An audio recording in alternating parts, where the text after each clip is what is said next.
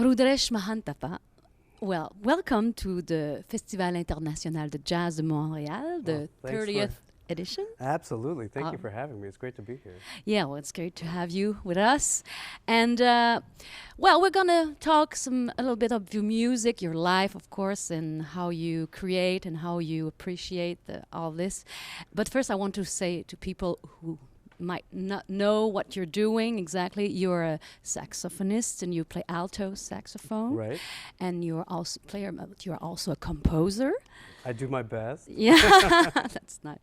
You were you grew up in Colorado. Yes, I did. And then you went studying at Berkeley. Right. And the master degree in jazz composition in Chicago. Right. And what was interesting in one of the things I thought was interesting in your path is that you have parents that were born in India. Right. So, but you were born in America, in United States. I was actually born in Italy, but oh well. But I grew up from about 4 months old in America. So it's like very okay. I'm all mixed up. Not much souvenir, yeah. Yeah, real world man. And your father was or still is a scientific. Your brothers too, and you said something in a previous interview was very interesting. You said the best scientific researcher or the artist, they have in common a combination of instinct and intellect. Right. And your music is you're gathering your heritage from India, the Indian music, South India, and jazz. And I would like you to talk about that meeting of the instinct and the intellect in your music. Well, wow. You know, I think of it in terms of role models. I mean, to me, Coltrane was, I mean, that music was incredibly passionate and inspired and otherworldly, but it's incredibly smart music. It's incredibly well conceived and well thought out, and it's coming from a very smart place, but it moves the soul. I feel Charlie Parker was like that. I think Duke Ellington was like that. I think Bach and Beethoven and Bartók were all like that. You know, I think there's a real through line. In the pop world, I mean, I think Stevie Wonder is like that. Michael Jackson is like that. You know, and going back to like the old like Delta blues musicians, I mean, I see a real distinct commonality there. And being surrounded by these scientists that I have been, I see that in them too. You know, I feel like the real brilliant minds that that change the world aren't just smart. It's not just the left brain. It's really taking that kind of instinctive leap of faith is very important, whether it's math or physics or chemistry or biology, you know. So I see that in common. So, you know, when oftentimes people look at my family and say, oh, well, you're the black sheep or you're the odd one. And I really don't see it that way. I feel like we're all in the same boat. We just have different ways of expressing what we do.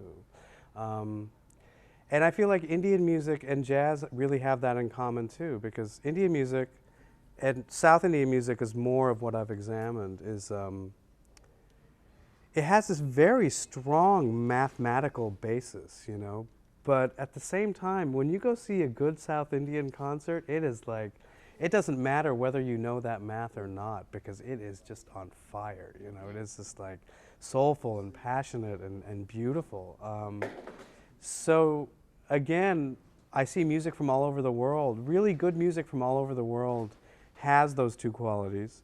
And really good music from all over the world can reach anybody, I think. You know, I don't think people, you know, I often think that people feel like they have to come to a concert with some sort of prior knowledge or background or something, where oftentimes they can just soak up the energy and the spirit of what's happening. And if the intellectual stuff grabs them, that's fine too, but it's really not necessary. And I feel that those ideas, that kind of ideology and spirit is something that I try to convey and try to keep at the center of what I do, whether it's an improviser or composer. And also, what I found interesting in your path is that you study, I said, jazz and, you know, the North American jazz or European or whatever. Right.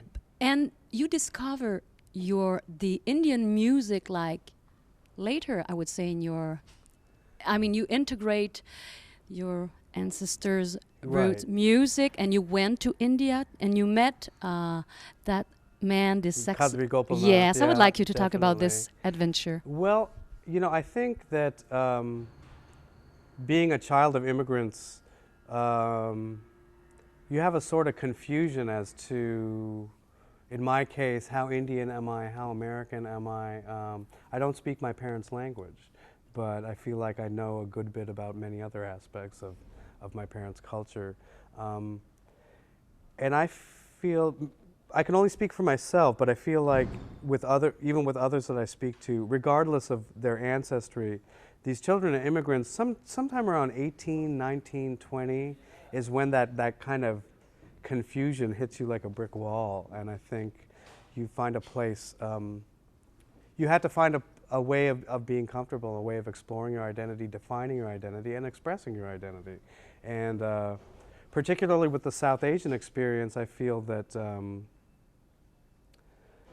that the writers, like the authors, were actually kind of ahead of the musicians, maybe. Like, there's actually a great Canadian author named Bharati Mukherjee. She's Indo-Canadian, and you know, some of her short stories were some of the most moving things I read when I was 18, because they all kind of described my experience. And you know, I was also always fighting this assumption that people had that I was an expert on Indian music just by looking at me and hearing my name, like, oh, you must know. It's like, no, I actually don't know, and I've actually felt like avoiding it because I need to prove how American I am by playing this music. But the stuff with Kadri, I mean, that was kind of a long process. One of the hard things for me was to figure out how to engage with Indian music as a saxophonist. Even just physically, the way the instrument works. It's not like a flute, it's not a violin, it's not like a vocalist where you can slide and you can do all this beautiful ornamentation. It's much more difficult to do that on the saxophone. And so when I first heard Kadri's album, I was probably like 20, 21 or something like that. You know, it blew my mind that somebody had really figured out how to do this on the saxophone. And he actually doesn't play a lick of jazz. He doesn't play any jazz. He just plays South Indian Carnatic music on the saxophone. And I mean, it was a long process of, you know, I never imagined that we would work together, but I saw him much later, after I'd already moved to New York, probably, you know, like 7 years ago, 5 years ago. Yeah, 7 years ago. I went to see him, and I went backstage, and I gave him one of my CDs and introduced myself. And he was so excited by the fact that there was a South Indian American playing jazz saxophone. And I said, hey, you know, maybe we should do something together sometime. And he just loved the idea. And then over the course of a few years, you know, we got some funding, we developed some ideas, and, you know, it's been amazing.